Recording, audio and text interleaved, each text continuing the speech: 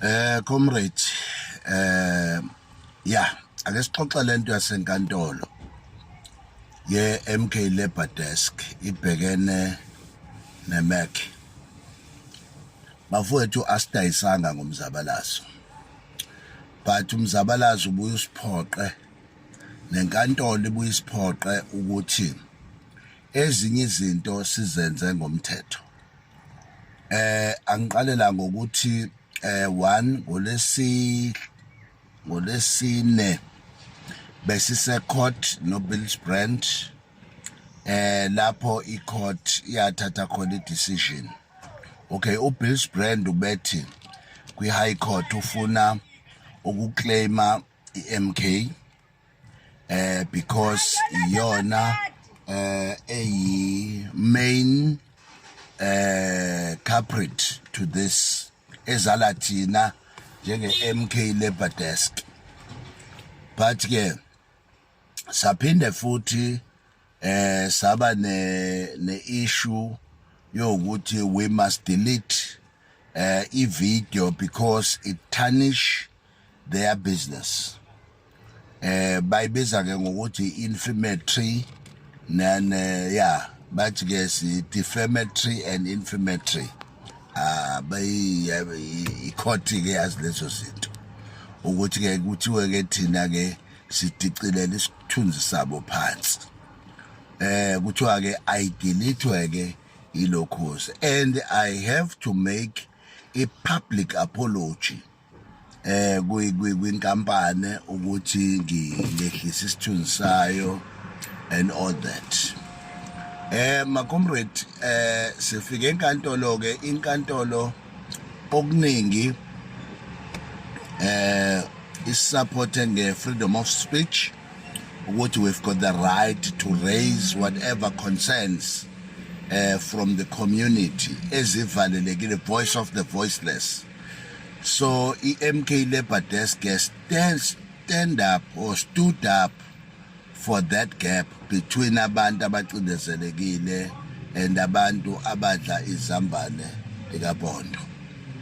So ke now my comrade, sabuya ke inkantolo yayisithi ke i-MK Labour Desk ayihambi yohlala nenkampani phansi, siphoqiwe ke manje ukuyohlala nenkampani phansi sulungise whatever is not correct enkampanini bese sibuya siza ne-order e-court because iyona ezorula over this case.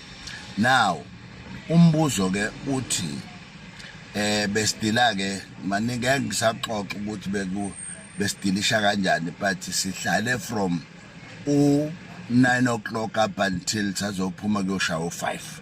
Sidila nje nama issues, and we've learned a lot lapha. Really lento yokusaba ukuthi inkampani zizosuwa zizokwenzani, it's not possible. It's not possible if you are speaking exactly what you're supposed to speak. And leyo kusaba ukuthi singase mhlambe ukuthi wesivalelwe emajele, no, it won't happen.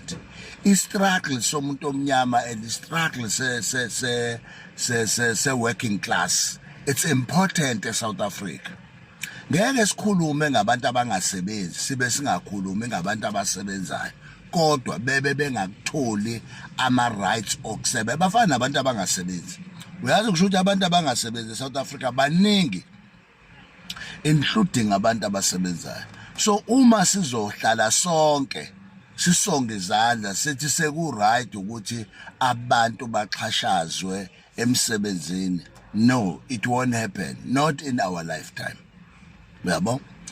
So now this is what we said in high court. Uyabo? So ke into besicela ke bangani bami ukuthi sonke abasebenzi ake sihlanganeni kwi-union eyodwa. Angazi ukuthi ningenza kanjani. Ke siyeke wonke lama-union betrayed us. Uyazi lapha enkantolo kuvelile ukuthi thina njenge-MK Labour Desk we are doing a very good job emphakathini, but they are asking where are the trade unions who are strong, who are taking the matters accordingly. Njengoba manje sekukhona an MK labor desk. So what we are saying ke bafethu ukuthi asibambaneni and noma ngabe kuthiwa ukwi-public sector uhulumeni, please mawuzwa le asibambaneni kunawo ama-unions akwi-MK labor desk akhona njengamanje to represent all the people, all the sectors, yabo. But into ebalulekile manje ake singabi nama-union amaningi that are doing nothing to the community, to the working class, yabo. So now ke lento bengifuna ukuyintshela bafuna no sambe kahle njengamanje on the 18th silindelekile ukuthi sidwebe siye eGoli eSantin siyokhuluma futhi sidwele much to this. Siyabonga kakhulu kuma comrade kubasebenzi abasupporte ngama-SMS, kubasebenzi abasupporte physically ngoba ngiyabona ukuthi engathi anikaka-support ngendlela correct ma comrade, iqinisile lapho nje anikaka-support ngendlela correct. And ngifuna ukuyicacisa futhi le ethi angeke ukwazi ukuthi usende i-email, usende WhatsApp, i-voice note bese thina siyajumpa sesibhalela inkampani. That one it won't happen. We need to interview you, usinikeze nama-payslip, usinikeze yonke evidence. So kubalulekile ukuthi nize kithi, hayi unicabanga ukuthi thina we will go around size kini.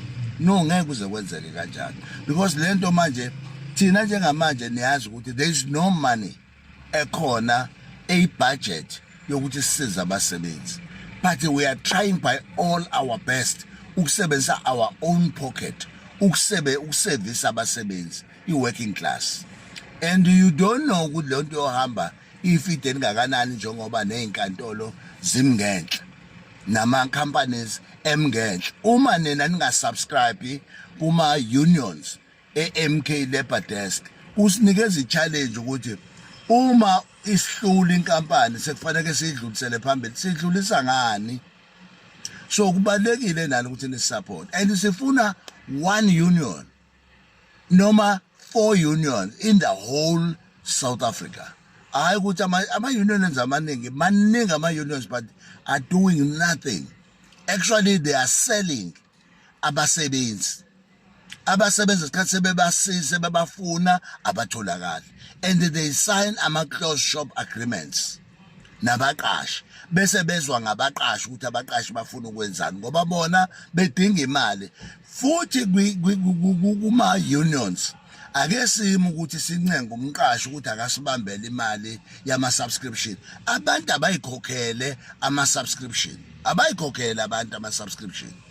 Ebhenki nje uhambe ebhenki uyokwenza subscription ka-80 rand ezongena kwi-union so that wena wedwa ube covered and wazi ukuthi uma ngabe kuthiwa kuthintwa wena kuthintwa the whole country. Kodwa ngeke sikwazi ukwenza lokho uma ngabe nina nifuna njalo ukuthi ni-servicewe mahhala. Ayisebenzi kanjalo. Fanele sifone la, fanele sibhale la, fanele si-email la, and there are people who are assisting us with all these things. And siyadinga ukuthi nathi ngeke abuyele ekhaya egibele ngemali yakhe, abuyele ngemali yakhe njalo. Fanele nathi siphinde simlekelele and bafowethu kuwumsebenzi omkhulu lo. Uma nina nifuna ukuba ngabasebenzi nje that will enjoy i-service without any commitment, it's a challenge. Really, we are not going anywhere. Siyabonga kakhulu ke. Siyacela ukuthi nonke nisithinte nonke nisithinte kodwa ngicela nize ema-office ethu. Lapha eThekwini likhona kubani ku 1308 Sangro House, build number 417 eThekwini. Siyatholakala nje eThekwini isikole. Bese kuthi eGoli sisasebenzisa iBoysen Hotel ukuthi sikwazi ukucommunicate nani. So you must know ukuthi sitholakala laphi. So siyeza ke lapha, siyeza eGoli, siyeza Northwest, Limpopo, Mpumalanga. We are ready for you. Yes, thank you.